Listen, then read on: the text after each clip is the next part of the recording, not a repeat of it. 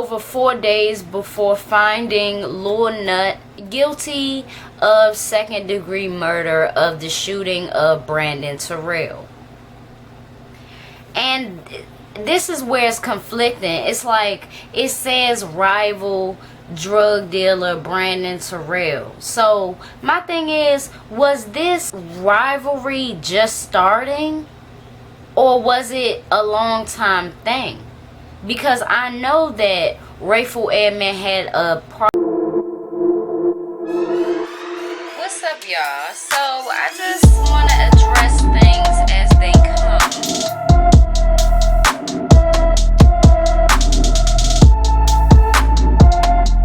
A federal jury deliberated for more than 18 hours over the course of 4 days, finding convicted drug dealer Lil Nut guilty of second-degree murder in the shooting death of Brandon Terrell.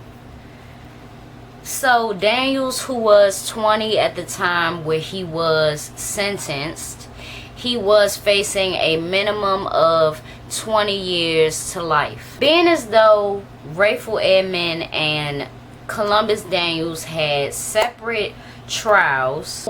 Columbus Daniels was 20 at the time of the court proceedings. He was sentenced in 1990, and this murder happened in 1988. So if you think about it, and if you want to take a lesson from this, the stuff that Lil Nut got for the killing, he got a car, I believe he got a little bit of money or something, but it was really nothing, and he didn't get a chance to really enjoy the car.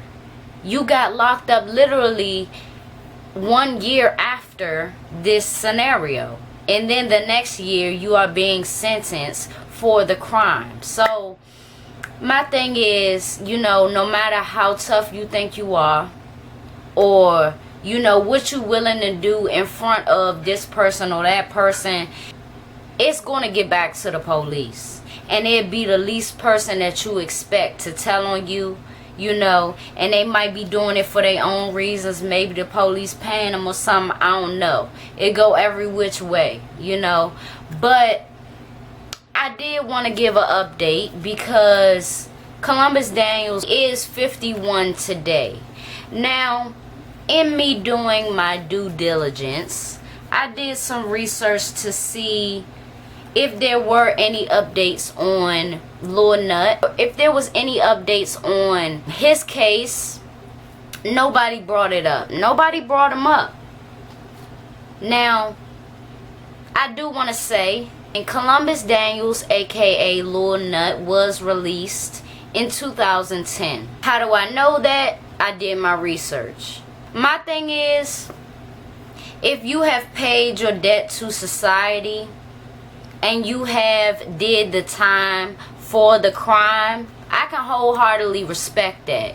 A lot of people want to find shortcuts in doing prison time. They want to give up other people for other situations that they witnessed or they had nothing to do with but saw, you know what I'm saying?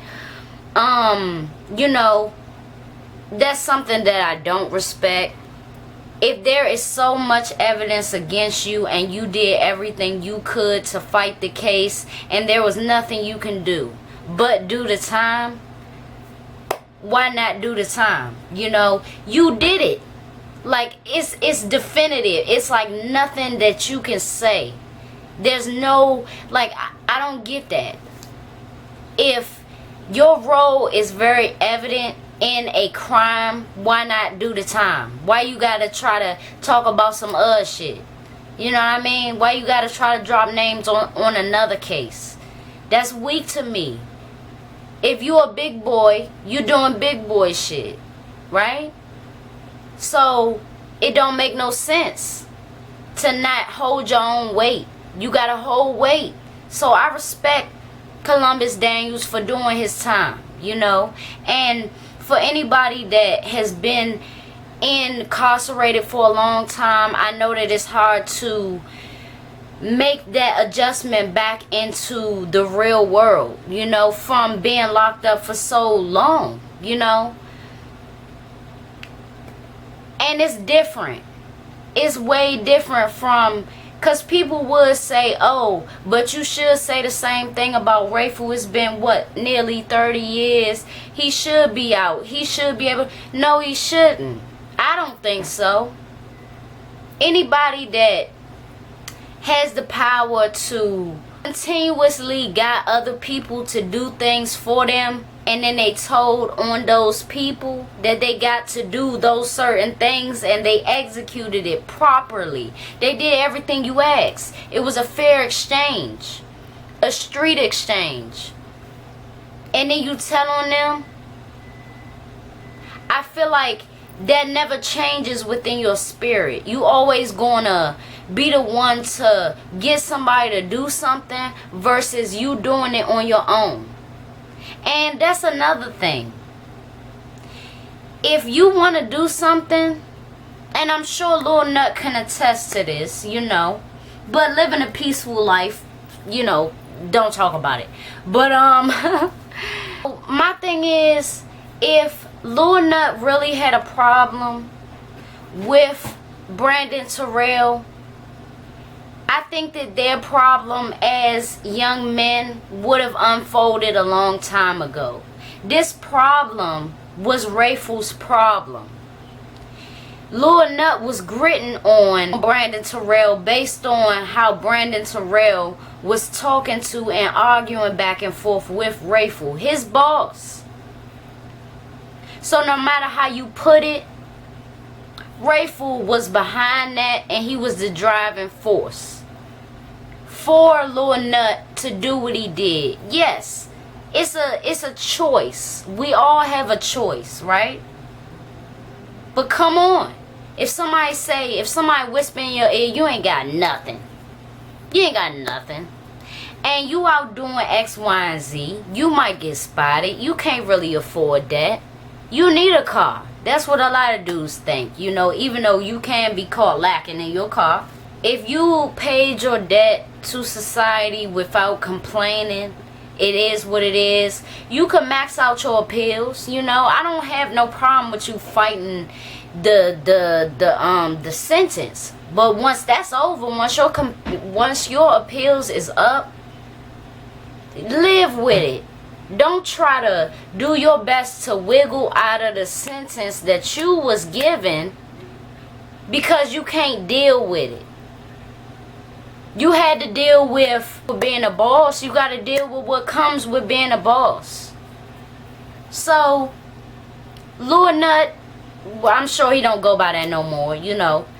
Columbus Daniels has paid his debt to society. And I want y'all to leave y'all thoughts in the comments below.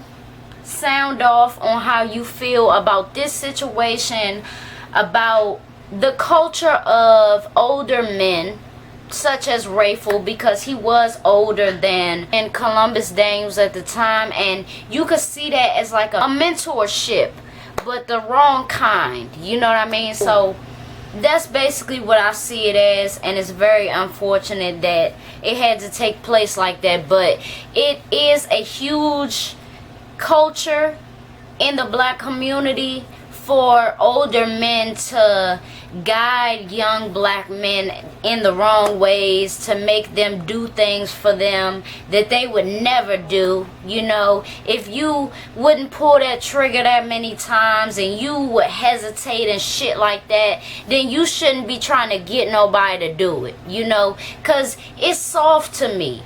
It's soft. If you have a personal problem with somebody's arguing with you, they're not saying fuck you and fuck everybody that you with. And I'm willing, because that's how DC is. If we want to make it that volatile, it'll get there. You know, fuck you and fuck everybody. You know, if it ain't like that and it's still man to man and it's an argument, why you involving other people in that shit? This nigga broke, so of course he gonna take the car. You know, it's sad. It's sad that older black men take advantage of the youth like that, and they put up these materialistic items like they gonna mean something once we locked up. It ain't gonna mean nothing if I didn't get a chance to melt the car down and get the money for the car so I can put it on the books because, oh, I see this shit coming. Nah, they ain't see that shit coming for real, for real. As things go, it's your girl B Octavia, and I will see y'all in the next Street Legend video. I will be getting into the mafia as well, so stay tuned for that, and I'll see y'all in the next video.